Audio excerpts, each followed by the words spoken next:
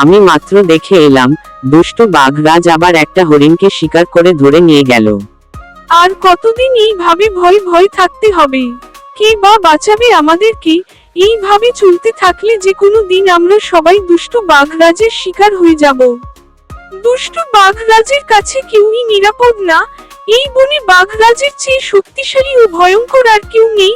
আমি তো আজ ভয়ে খাবার খুঁজতে যেতেই পারি নাই। কেউ যদি সাহস করে দুষ্টু বাঘরাজের সাথে কথা বলে এই সমস্যার সমাধান করত তাহলে কতই না ভালো হতো। কিন্তু আমাদের দুর্ভাগ্য, এই বনের কোনো পশু পাখি এত বড় দুঃসাহস দেখাতে পারবে না।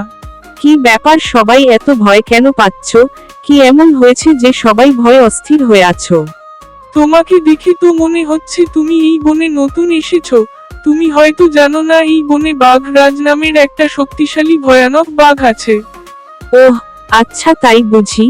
বাঘরাজ যতই শক্তিশালী হোক না কেন আমি ঠিকই তাকে সাহেস্তা করতে পারবো। তোমরা সবাই এখন যার যার বাসায় ফিরে যাও। আমি খুবই ক্লান্ত, অনেক দূর থেকে এসেছি। আগে একটা থাকার জায়গা খুঁজে বের করি।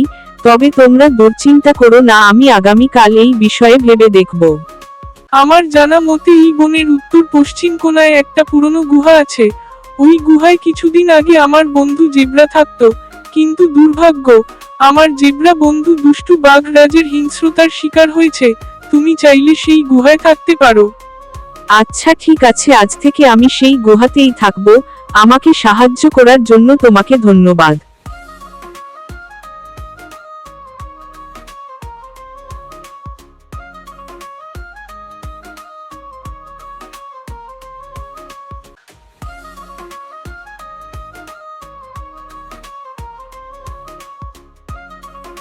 কি ব্যাপার, সবাই দল বেঁধে চলে এলে? কোনো সমস্যা হয়েছে নাকি?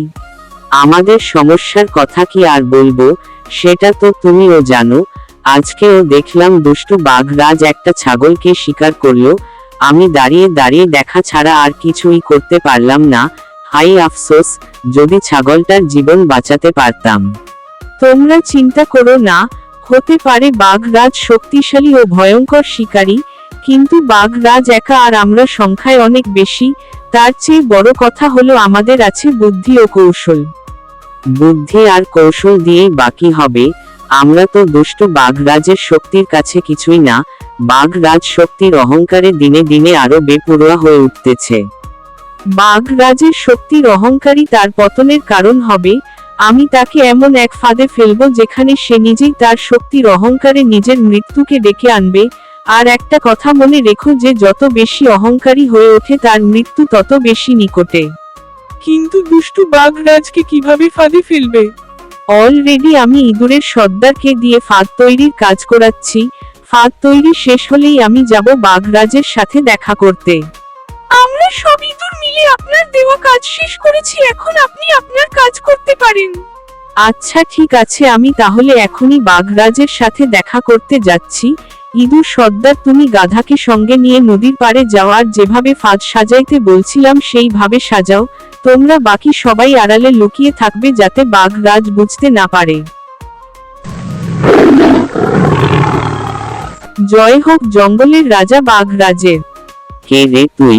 তোর তো সাহস কম না, তুই আমার গুহার সামনে চলে আইছিস। আমাকে চিনতে পারলে না বাঘ মামা? আমি তোমার ভাগ্নে মিচকে শিয়াল। আমি শুনলাম তুমি নাকি এই বনের রাজা হয়েছ, তাই তো আর দেরি না করে তোমাকে সালাম জানাতে আসলাম। ও আচ্ছা, তা ভাগ্নে মিচকে শিয়াল, তোর খবর কি? খবর বেশি ভালো না মহারাজ বাঘ মামা। তোমার এখানে আসার সময় দেখলাম একটা দুষ্টু গাধা তোমাকে মারার ষড়যন্ত্র করতেছে। কি? একটা গাধার বাচ্চা গাধা আমাকে মারার ষড়যন্ত্র করতেছে? গাধার বাচ্চা গাধা এত বড় সাহস কোথায় পেল? আজই আমি ওই গাধার বাচ্চাকে শিকার করে ওর দেহটা ছিন্নভিন্ন করে ফেলবো। আর আজ রাতে আমি গাধার বাচ্চার মাংস দিয়েই ডিনার করব। মহারাজ বাঘ মামা, এখন যদি আমার সাথে নদীর পাড়ে যেতে তাহলে আমি তোমাকে সেই দুষ্টু গাধাটাকে দেখিয়ে দিতে পারতাম। দুষ্টু বাঘ শিয়ালের কথা মতো আর দেরি না করে সাথে সাথে রওনা হলো গাধাকে শিকার করার জন্য। নদীর পাড়ে যেতেই শিয়াল উৎসাহিত হয়ে দুষ্টু বাঘরাজকে বলল, ওই দেখো মহারাজ বাঘ মামা, গাধা আপনাকে মেরে ফেলার ষড়যন্ত্র করে এখন কি আরামে ঘাস খাচ্ছে। বাঘ মামা, তুমি এখনই যাও আর গাধাকে শিকার করো। গাধাকে দেখিয়ে দাও তুমি হলে সবচেয়ে শক্তিশালী, তোমাকে মারা এত সহজ নয়। অহংকারী বাঘরাজ সাথে সাথে দৌড় দিল গাধাকে শিকার করার জন্য, কিন্তু গাধা কোনো রকম ভয় না পেয়ে নির্বিঘ্নে ঘাস খেতেই থাকে। গাধার এমন আচরণ দেখে অহংকারী বাঘরাজ প্রচণ্ড রেগে যায় আর আরো দ্রুত দৌড়ায়। যখনই দুষ্টু বাঘরাজ গাধাকে আক্রমণ করতে যায়, ঠিক তখনই বাঘরাজের পায়ের নিচের মাটি ভেঙে গর্ত হয়ে যায় আর বাঘরাজ সেই গর্তে পড়ে যায়। গর্তের ভিতরে কিছু পাথর রাখা ছিল, বাঘরাজের মাথা গিয়ে পাথরের উপরে পড়ে আর মাথা ফেটে বাঘরাজ তখনই মারা যায়। এরপর থেকে বনের সব পশু পাখি মিলে মিশে শান্তিতে বসবাস করতে থাকে। বন্ধুরা, মনে রেখো, শক্তি নয়, বুদ্ধি শেষ সত্য। অহংকার যত বড়ই হোক, সত্য আর একতার কাছে সে সবই তুচ্ছ।